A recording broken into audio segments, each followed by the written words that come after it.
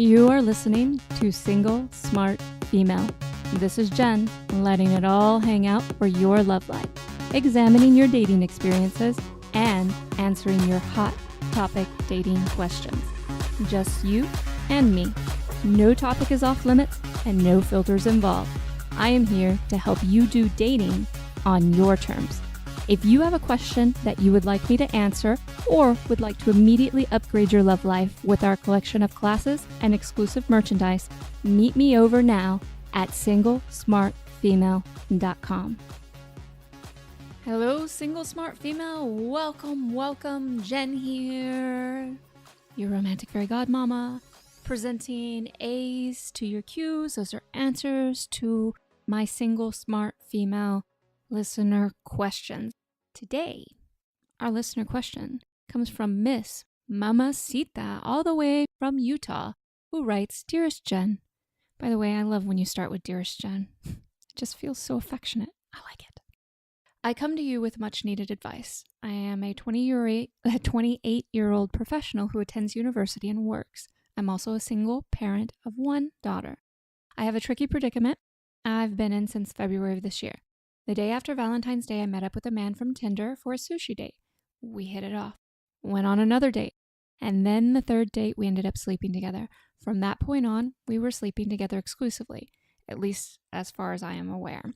From February to the first week of May, we were together at least 2 days a week. He told me he wasn't interested in a relationship because he was headed back to his hometown in Texas for the summer for an internship. I completely understood and agreed upon being friends with benefits with him until he left. While we were friends with benefits, I noticed his Instagram activity was suspect, following every beautiful woman he could, literally minutes after I'd leave his place. This made me feel very insecure. But I'd brush it off since we weren't in a relationship. He'd also go MIA for a week or two every now and then, which also made me wonder. Keep in mind, I was never only seeing him. Good girl, by the way. I kept dating numerous men, but I admit I was hyper-focused on him. Summer came, and I dated around like crazy. I ended up meeting someone and dated for a month, but he ghosted me a week before he came back from Texas. He arrived back here in Utah September 1st, so naturally we started back up again. I asked him about his dating over the summer, and there was one girl in particular I noticed he spoke a lot more highly of. I brushed it off, though, knowing she was in Texas and he was back here. Same thing started happening as before. Slept together, but never really dated. He'd follow other women on Instagram, etc. The summertime allowed me to move on from having any feelings for him, so I was much more at ease than before.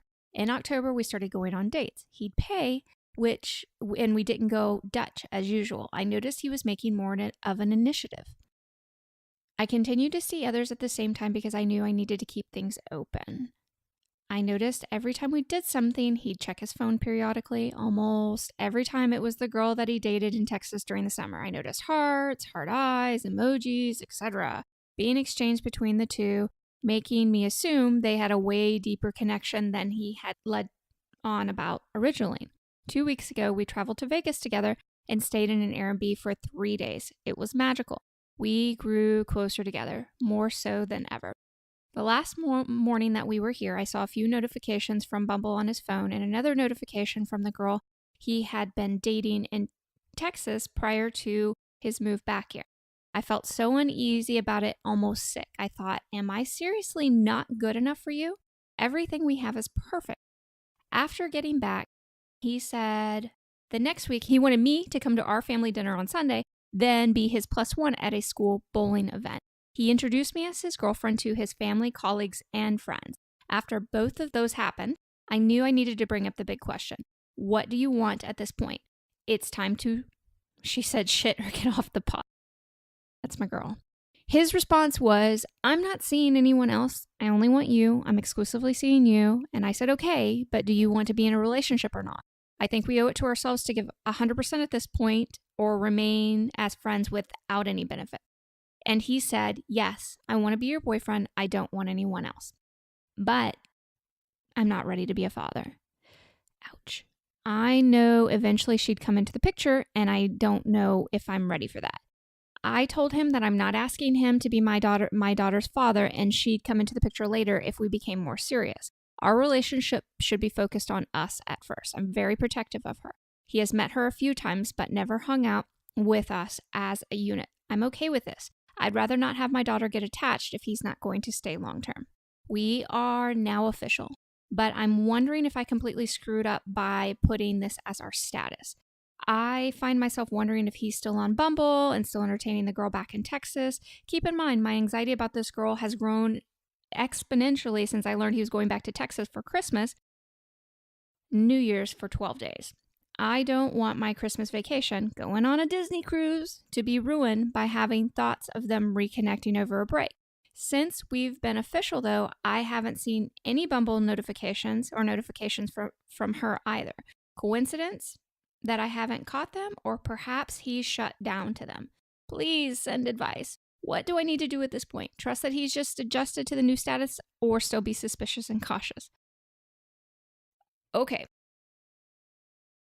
Dear Miss Mamacita, there is a lot to dive into here, and I don't think I'm going to necessarily be your favorite person after this, even though I would really like to be. I'd like to retain that status.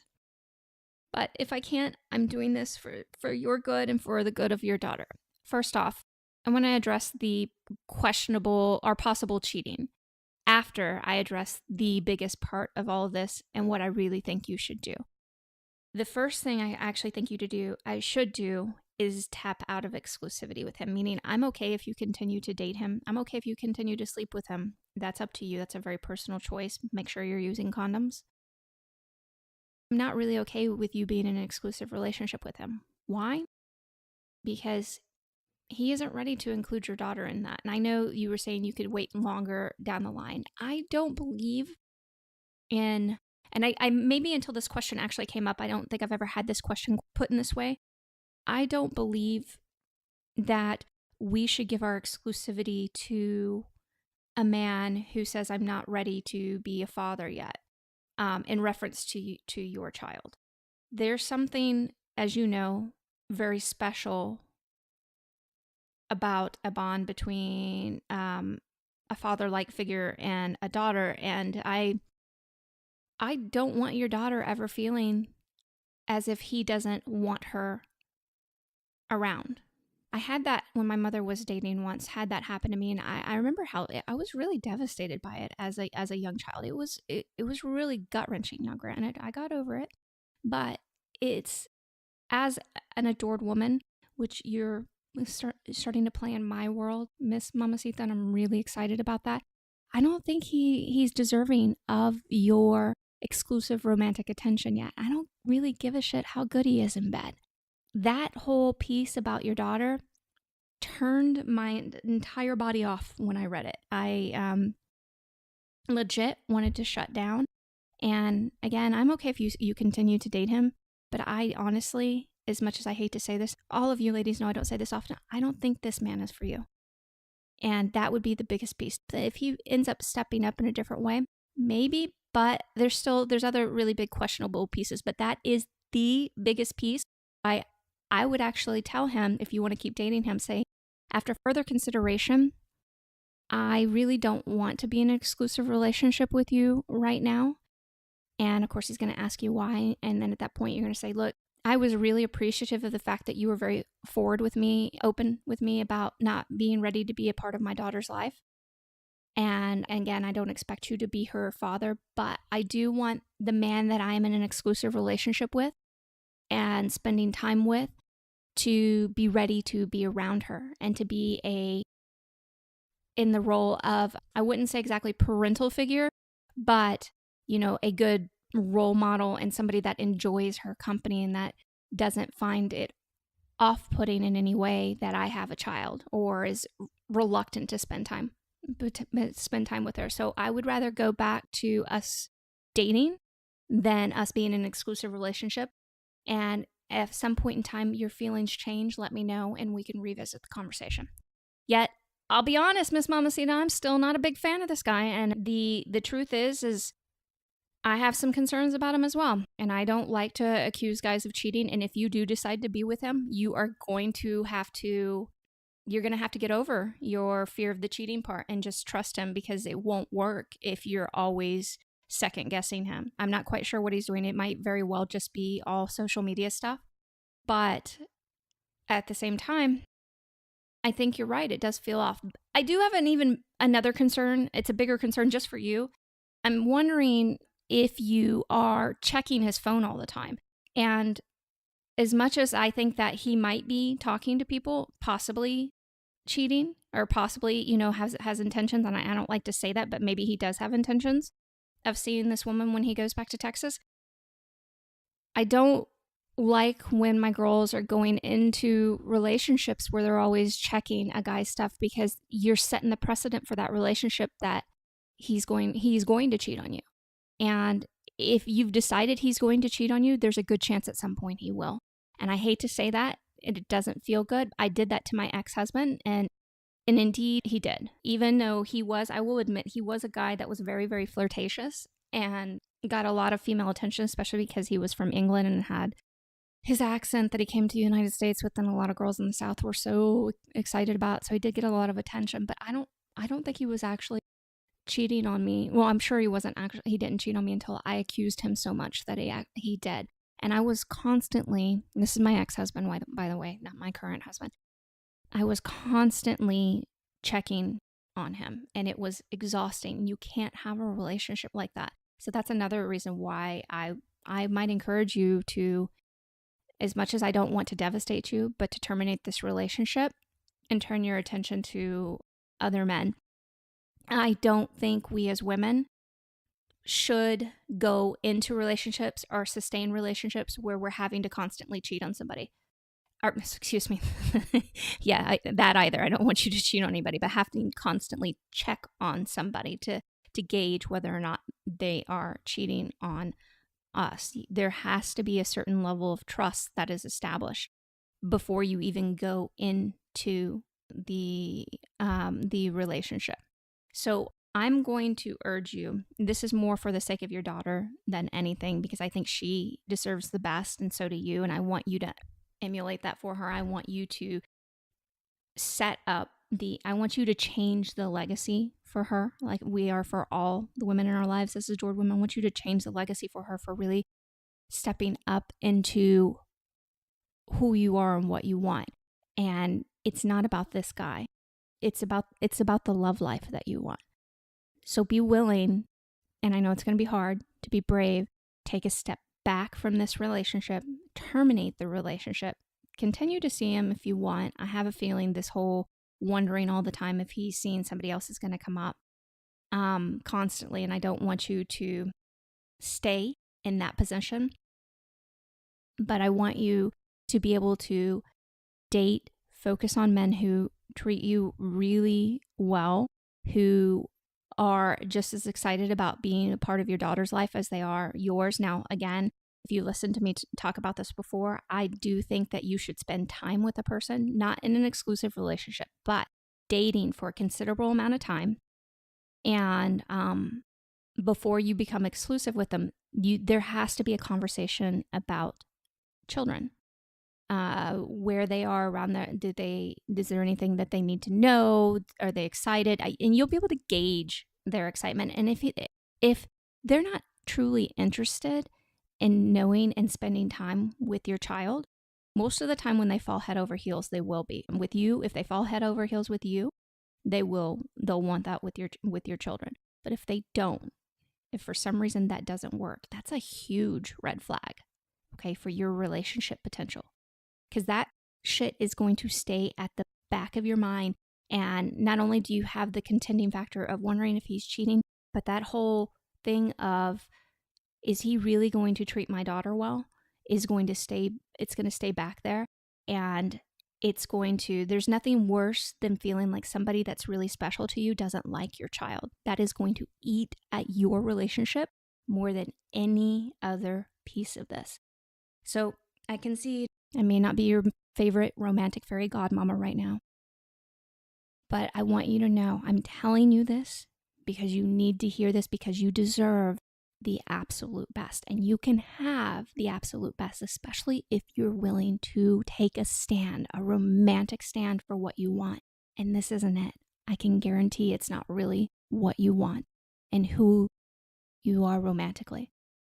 But if you do decide to continue a relationship with him, which I'm going to be so honest that I don't recommend, but if you do, you have to do it by giving him your trust. Long-term relationships do not work when there's constant distrust. You have to be able to say, I choose to be with this person, so I choose to trust this person. But I have to remind you, there's a whole big romantic world out there just waiting for you to dive into. Today's show is sponsored by thecouragekit.com. Are you tired of meeting craptastic men, going on craptastic dates, and feeling craptastically inept at dating and love? Let me rework your dating experiences, single lady. Fun, pleasure, and magic included. No experience required. I'll see you at thecouragekit.com. Okay, lady love, let's talk in the second segment. Let's talk about settling. Settling is something I want all of you ladies to stop doing. So settling looks like a couple different things in your love life. The first one is something that happened in the first segment. We get really attached to this one person who rocks our world in so many ways, especially in the bedroom. But there's huge chunks missing. I mean, huge chunks. Fundamental chunks to that connection having a place that you can grow from. That's one way we settle. And what happens over time is those huge chunks that are missing erode at the relationship, and she becomes either bitter and resentful and ends up blowing up the relationship, or she becomes a woman who isn't living her life as well as she'd like to. And she just plays small romantically and just keeps settling because she doesn't have to want to go through the whole scenario of dating again. Horrible dating. The other type of settling that women do often is they'll meet somebody and it may not be any chemistry at all. They might just say, well, I think this is the best I'm going to get. He treats me okay, so I'm just going to go ahead and go with him and we'll see what happens. Ladies, I'm not going to ever tell you that relationships and dating don't ever come with bumps and bruises. You're going to have some friction between you and men at times. But either one of those scenarios, you're going to get to the last moments of your life and have serious regrets, which is what I don't want you to do.